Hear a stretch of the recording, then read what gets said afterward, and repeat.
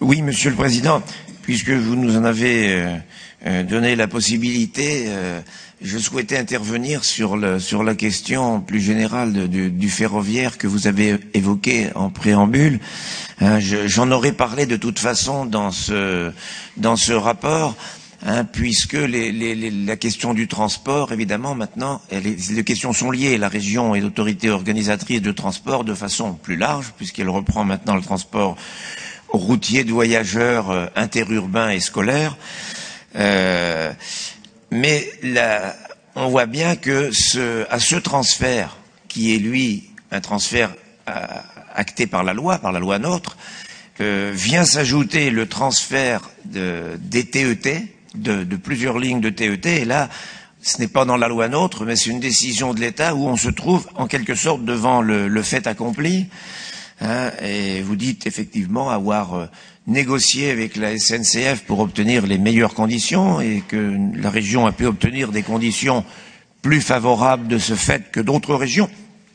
C'est très bien de notre point de vue, mais ça pose quand même un problème dans la notion de l'action de l'État. Il est étonnant quand même de voir l'État traiter différemment les différents territoires. Nous avons une notion de l'État et de l'égalité de traitement des territoires qui n'est pas dans cette logique de négociation de marchand de tapis entre régions, États et peut-être demain avec l'Europe. Le problème de ces transferts, vous l'avez dit, c'est la charge d'exploitation qui va être compensée au début, mais pas sur le long terme ou à moitié. Et ce qui veut dire que dans une trajectoire budgétaire qui a été évoquée aux orientations, cette trajectoire va forcément dévier.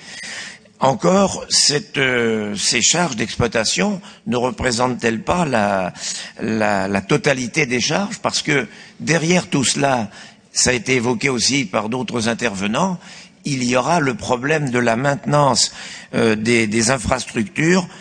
Comment l'État va-t-il garantir cette maintenance, voire cette modernisation parfois nécessaire des infrastructures, quand on voit que ce n'est même pas le cas dans le CPER pour le POLT?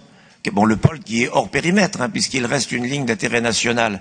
Mais dans le CPER, on trouve simplement pour le POLT des crédits pour l'effacement des passages à niveau, alors qu'une intervention d'ensemble serait nécessaire sur cette ligne. Je rappelle quand même qu'en 1960, le Capitole reliait Paris à Toulouse en 6h13. De nos jours, les meilleurs horaires, c'est 6h25, 6h26. C'est-à-dire qu'on n'arrive pas à rendre le même service qu'en 1960.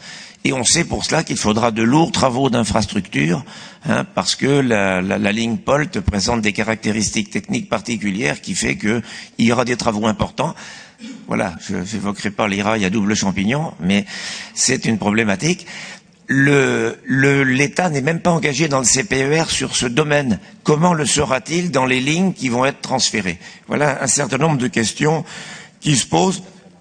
Question annexe aussi avec la compétence transport routier, puisque nous avons cette compétence, quid des lignes à bas coût, des lignes, ce qu'on appelle les cars Macron, parce que là maintenant nous sommes l'autorité organisatrice, quid de ces lignes qui dans certains cas viennent concurrencer des liaisons TER dont nous finançons le fonctionnement.